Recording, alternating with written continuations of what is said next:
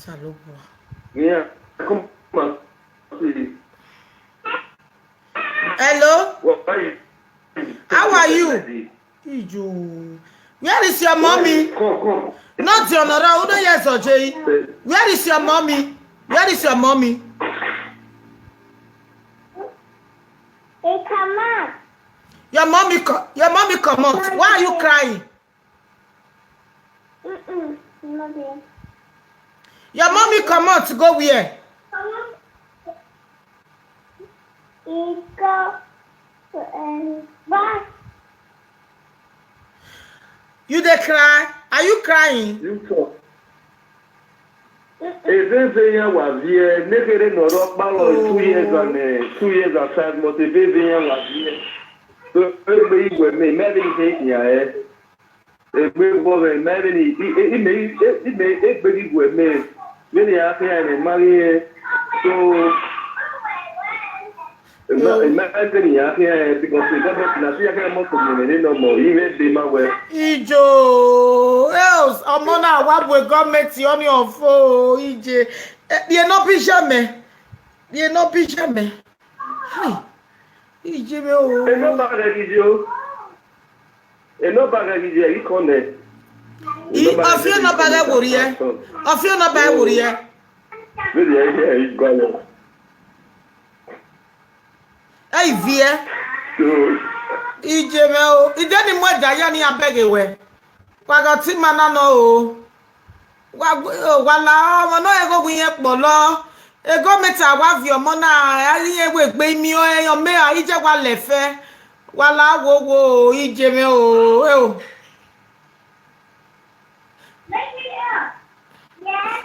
Brother do via wo nuki. O mi ado. Deke nu kere rejo. Family awo ka we ti ya. No wo ka we na e family oge wo wa we. E family oge ya we ti ya. E family oge. Here we are that's what say me family oge ezo wa no ye we ri go ri wa e ri mi lo pari wa. So Wala o ile me debo nu kwa je. Debo nu kwa je ve France. E Marseille. Awe Marseille ya je wala wo. Wala anybody no ego gwiye polo mu ya vie mo na. Ye bete ba wa o lele we asa. Atike ni wore mo na. Anywhere no. Anywhere ai vie. Iye rame o wa ge mi no ko wa wo. Sister wa je u wa le for me ha. Dada nu we call ese no na wi e je wa yi. Oh, this is the boss dog better. Ordinary me moti no gbere ono wa ranu tama we wi eri ti o wa. Okay, no ye je no na wo isoso ari e. The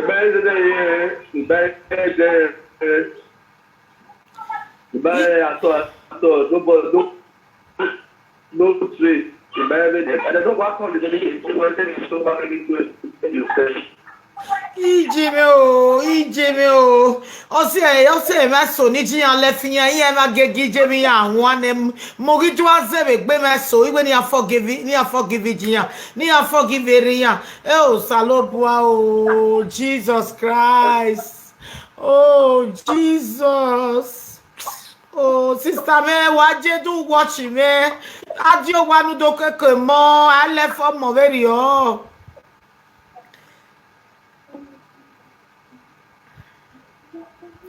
E mona geregbe, oya geregbe. Iya ga story we get to left ya. U were gbe ye joy ya yeye.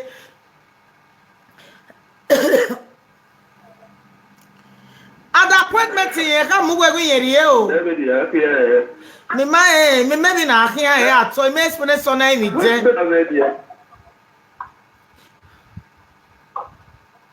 But they ticket in the area. But they go here, but what we meet up with Messi. That they said they go here and no way the ticket for ya. I tell you the pegi of the 19 days. Una we said you go girl. Ye do no time where we radio wa. How you?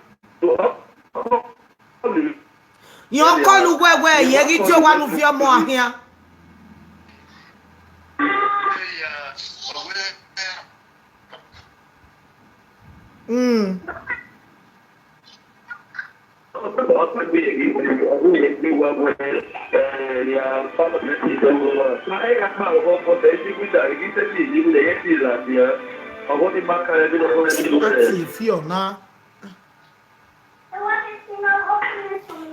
Brother man, have your money on the government. I call if you go now. And then I tell you what do want you wanna call me. You call on my mafia, who you call him? Hello, brother. Omona who view on the government. When I make win na why tia cooking. She say you were ya register here with school. Ya register here. Yara wa wane bo ya mi assistant social. Why ti cooking ya? Aso amo wan waje nu wa. Oh, one in waje do ma no mu enu wa. Morese yo. Areva nu ya register mo be school. We de rock ba we wa sacrifice life when ni mona. Won if you on the government come here why ti cook so when ni woro egbe gbanu. Every logo and then na ye penti aro be ba ya we ko yan sin. Not your baba what you sin the face. Pepsi wa no go on the Pepsi the other than make ya boy ni agwa address yan what forgetting ya in Nigeria where brother Marigore we what face mona won ipi abuno to be akoko mo we webo CKY boy o me watch me obi eno pe yan wa kokẹ for how many years now. Where the mafia if you gear obi me buy mare masia anybody run or masia no la wo ni dey no ba we ne wa va mi egbe no put it through won of your more school enu mebe enu mebe yan vie money we school ya register yan we ya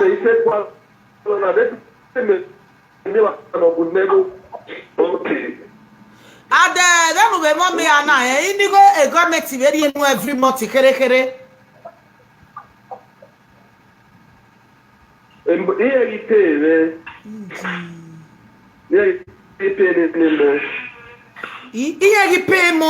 pay where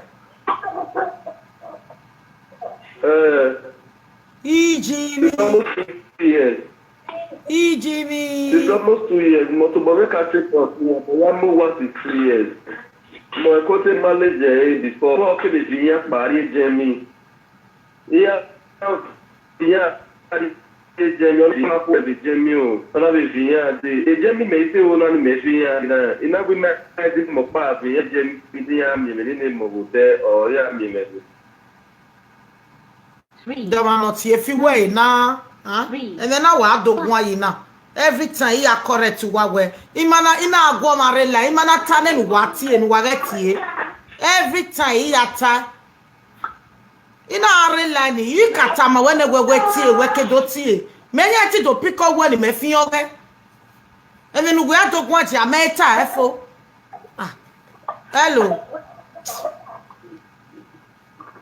Okay, where ute onu ari Jemi nu ya vinya ha ya duro be Jemi. Iya ka Jemi ne, ije ka vinya ari Jemi, iya ma ku yan, ona to le ade, to le ade the front of car aje, ona be pare Jemi, ma gbe 5 months, no kind no be si go ona le ade. Ya do fi ya se do na me ma no ke su.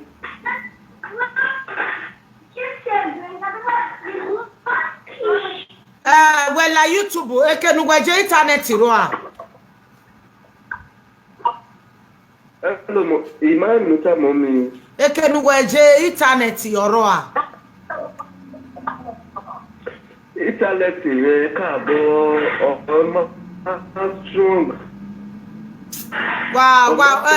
Kina mana iwo. Why when I do it now? Me ma ono fie monari eje. Mi te ada iya gere gbe mona gere gbe. Iya ge. Uno yes iya je.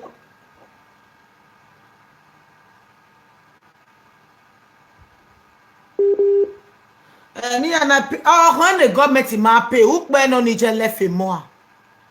Ukpe ni je lefe mo na. When I me we government pay 1 naira. When I want John, I can help. May you wait, they can finish in it. Okay, finish in it, the world I will call you. The matter na here.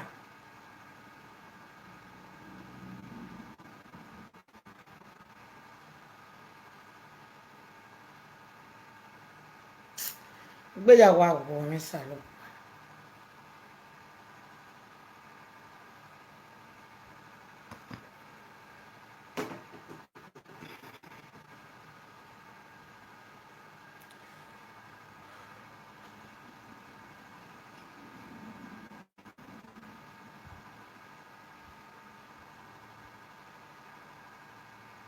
Three. Hello. Network for in a way, then I hear here now. Me ma yo ni me ba me do kwa yo no me ma onu we vie monakpa. Di ya me ni jobo ni ma wonu every moto. Me ahonu we magi win na no akoki o mege we obege ni ya inwu aseba. E no jona it is 10 years in a banner at least. Uno years e no jonje. Only the 6 years. 6 years and 4 months. 6 years and 4 months. The second one oh. Only now is 4 years and some months. The last one oh. 2 years and 5 months. Ijimi o me eri okwo na be dia. Oh, when no am ya gbin eru je ne government na ri go na ebero ye na wa zozo la wa gbon. Okay, te bi no ye ya gwa lo na no so mo na. Sure. E no bagere tete ijo abeto block we no ba do ma block we no gbere no bagere ni me be try again. Mommy, I stop blocking. What do you say? No, na, no. Where we call her, or is that they come there? So, how do you know? Here, 50, How can somebody born 3 children and run away? Jesus Christ. Sister, me. Operation, why are you here? Operation. Operation, ya be your me, honey. Yeah, operation, why are you here? Because this is okay. Because when he will do okay, what back say. I don't know last year when we are there for daily frustration. Maybe we imagine you do ever since. In a for college, in a possibility, more you will be more of a back or already know. Before getting to say that Oh, we mama no here, they don't hear magba. But me now be frustration or maybe the normal mono actually the power not any no we call it. But me man a picture go where? A picture go where no send there. Okay, mommy. Na mo la dia da bi ore Facebook kwa. But phone very only but the other picture go where. We send there worry no when I watch you know te when wa dam yo we me ba we ni contribute. Mama onu vie mo na the government I ma be onu are Germany no are France. Ma onu are register here. Where ai that ba where cause I said na my even me ya je. Big woman, mommy, big woman. He said in the picture, he said there in a picture where it is. I know, mommy. But here we no na papa. The big woman, we were many being that the that is somewhere no go. The magic market there, we have a mother, we have to pay more. E mo imakale bien na ya nusi ile baba ariana na iba le bien ba le sineko a ina we see so Yes, if I love the body, the woman, the answer, no, this, but the moment he married a baby, I did not do it. Yo, wa mo se ver ijo imona giere gbe o iji mi o iya giere gbe o o sister me la o ijo yo wa mo se o iye na kina wa le for me ha we webo iji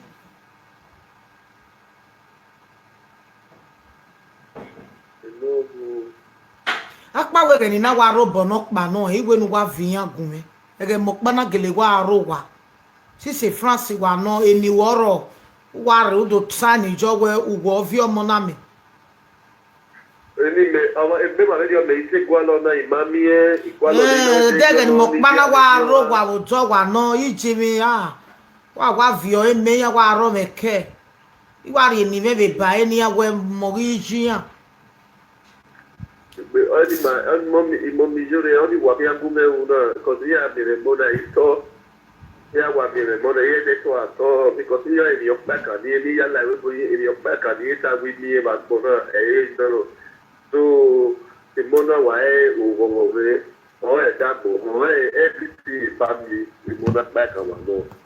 So the Bible the here, oh yeah, the night equally is solution quality happy living here. Yeah. Maybe I have to see a show where it's about here. He said, don't call the family. The family said they're not hear from the woman.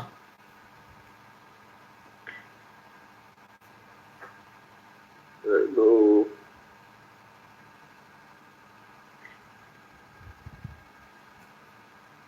Family had to care. I saw.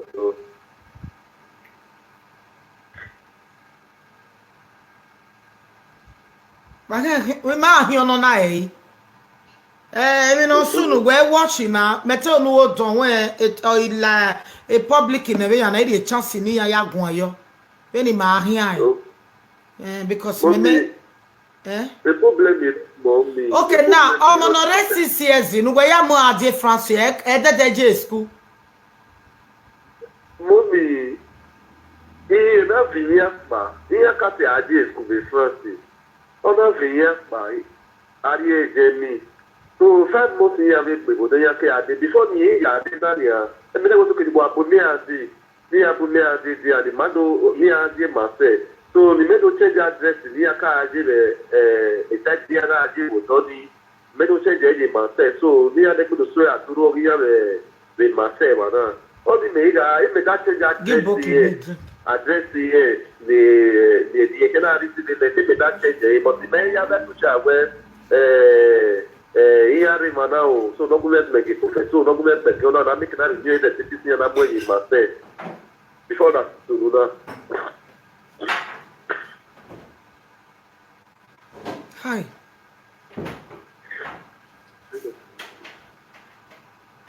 ave ni ya just speak of here pa but so lucky the best ticket ni ya na ga go ni ya oro be recipe ni ya here no mommy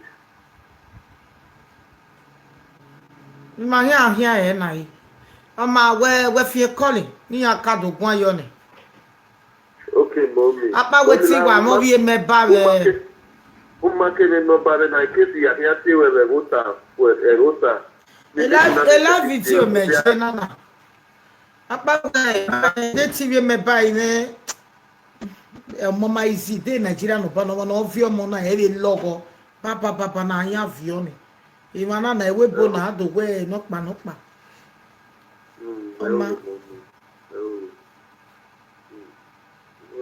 na wa go to le que si ya ti o sta de me na ti shi we cat the for so very long time almost 1 year ni que ti we na ti get you we na ti get you we oh mommy ni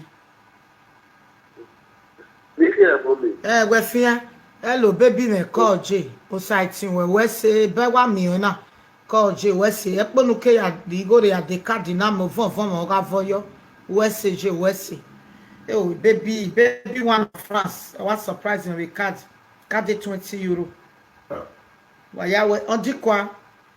Wayawe say. Brother me giyan do kwa yo. Okay, mommy. Okay, mommy. My me had a pretty way with it, baby, mommy. Okay. Hey baby, what's so? Are you trying? We give you cards. Now you open there, no one and what do kwa yo. Why the topic are and I WhatsApp. The WhatsApp mobile Joe. Hello. Mommy, Hey, Sait, what is you? Lower well, lower side. Commission is asking ya. Mama, we are married Benny, and you're not to be married Jamie. Or let's say Jamie, I'll 5 months away, baby, auntie. Oh, you're not me way frustration, I don't allow you, I ready. And I no need you, what man. And the general not be a man. Me make no na be we match Jamie no, if France gonna be. I will see when maybe okay, if that's not the money, they might get commission. How can they say this? No, I'm going to get it. Yeah, we're talking about a long one, but you have in there. First one, I hope your boss, second one, like this of God, you have in there. Okay, we say, the man, you do not love for your bed. When you become a love, what do you want to him, Monisha? But me me on that say it dey na kan because abijo mo no left for mo ama bi no mo ahin aba ko o si eni bo be we bo be dey na ni ana oni atiji ya me na mo bi yore one of the whole world aka ukinebo all he do ze we mo mi jole take time we forgive ije me na we no forgive e ona na ba ko na o ga go we e be beat star. E government awa me no na gege wa no ya wa agogo. Di ya wa agogo. Me maybe na here. I don't know what to do because a condition remain na. Any na me wala buy because the banela video is not every day again. You know? So any na do mo problem do ba go me. There ni me na wa are obono pa no ni mo pa na aro wa. Ijobi mokpaga arowa because ejomare ru mo ge mero igwe no tegwa vinya bu mi ati ime igogo hello wa lo enu wa ya call me o No, I am mommy. Not a mommy, no call, but maybe I tell you number. Let me say call me go. o mana mi no sunu we make me WhatsApp ni me no bagẹ no Okay. Okay, mommy. wow.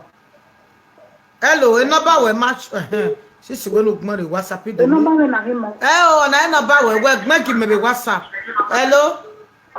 Mommy, come on me. What are you? O Sait, where we me? Go you. Uyo.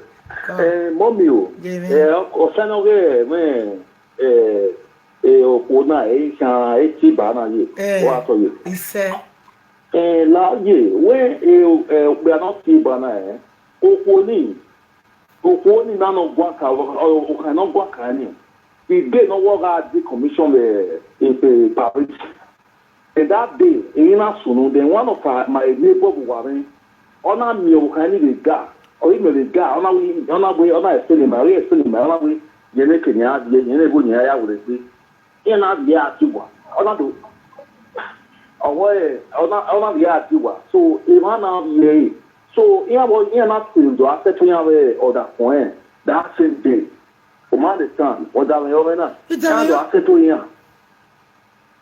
You know? Me tell me what surprised me so where ya?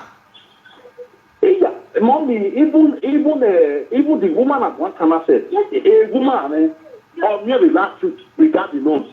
No, they already regard the nose. About the time. So he may suffer because I'm not working, remember working me. He may pop on with my wash away or the phone out the call, or not the way the matter a woman relax or push a woman merely last or maybe they know that they got the nose. Then where is that?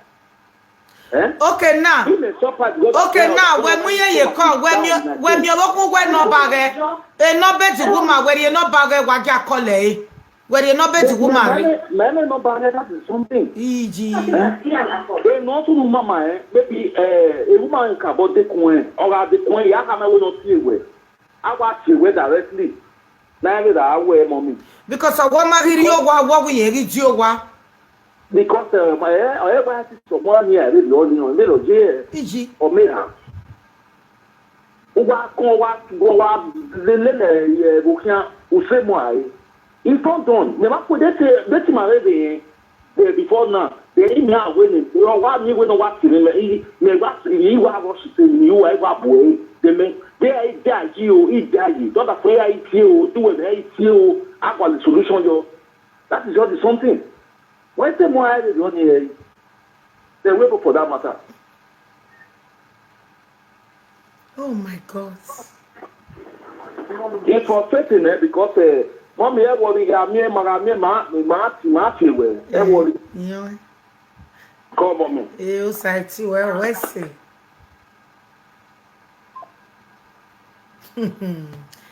Oh my God. Salobua. Uga bioma na mebe. Wa mi ebere ekmo me no sa. Omo sebi. Because osio we agbona gije na en ovioma ogi osioma. Ovioma ogi egboma. Ma bego se nenu gwe wasile le gbe kian e o. Nobody knows tomorrow, but we were. When I get a cocker say, Umajo yakoke majezo yakoke, it must be the best. Because Omona yo coco, it can never be the best. Omona yezo coco, it can never be the. It's by the grace of God. Omoni keke. Okay, ma. But when I coco, you were in a Christian way. Omo semiya. Omo say you were not beware. Ovi weni or seru we no biwe